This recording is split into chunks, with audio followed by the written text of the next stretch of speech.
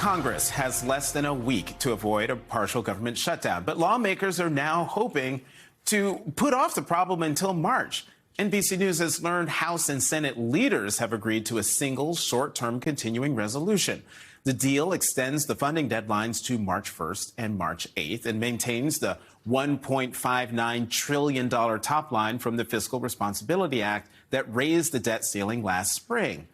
But the far-right Freedom Caucus is already rebelling against this plan.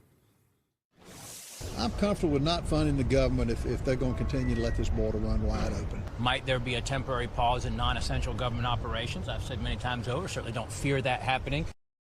And instead of trying to keep the lights on, House Republicans are pursuing a flurry of baseless impeachments. Just this week, the Homeland Security Committee voted to initiate impeachment proceedings against DHS Secretary Alejandro Mayorkas. And Republicans say Defense Secretary Lloyd Austin and Attorney General Merrick Garland could be next. Joining me now in studio in her Delta Red, Democratic Congresswoman Yvette Clarke of New York. She's a member of the Homeland Security Committee. Congresswoman Clarke, thank you very much for coming on the Saturday show. Well, let's start with the budget negotiations. What do you think of this agreement that's been agreed to by the leaders to kick the can down the road to March 1st and March 8th? It's shameful. I mean, we made an agreement last year that needed to be adhered to. The integrity of the body is really compromised by this extreme MAGA Republicans on Capitol Hill. There's nothing that they won't do to disrupt the lives of the American people so that they can claim victory, which indeed it's not. So am I hearing, so does that mean if/when that bill comes to the floor, you will or you won't vote for it? Well, you know, I'm going to take my cues from Leader Jeffries. He's in the room, he's negotiating, he knows the next steps. That will make sure that we navigate the American people safely through this gauntlet that these extreme MAGA Republicans have laid down. So, you know, we will see what comes to the floor next week. Okay, so let's say what comes to the floor next week, it hits the floor. We already know the House Freedom Caucus doesn't like it. And in order for it to pass, as other budget agreements have passed, it requires Democratic votes. Let's say you are among the Democrats who vote for it, which means that a motion to vacate is then put on the floor. Would you vote to save Speaker Johnson if it came to that? Again, I take my cues from our leadership. We have been extremely disciplined as a Democratic caucus.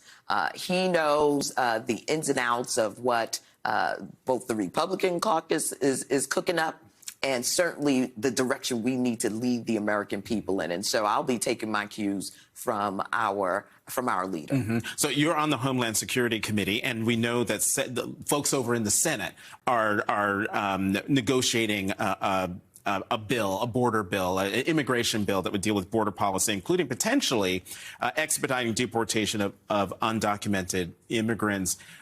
No one really knows what's in it just yet. Are there things you absolutely could not vote for that could emerge in a Senate deal? Yeah, I'm concerned about the dismantling of asylum in the United States.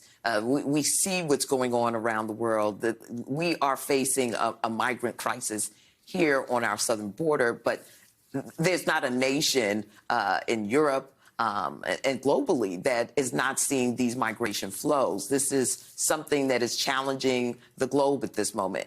But we, the United States of America, have had a tradition, a noble tradition of welcoming immigrants to our shores. I think we need to fix the broken immigration system.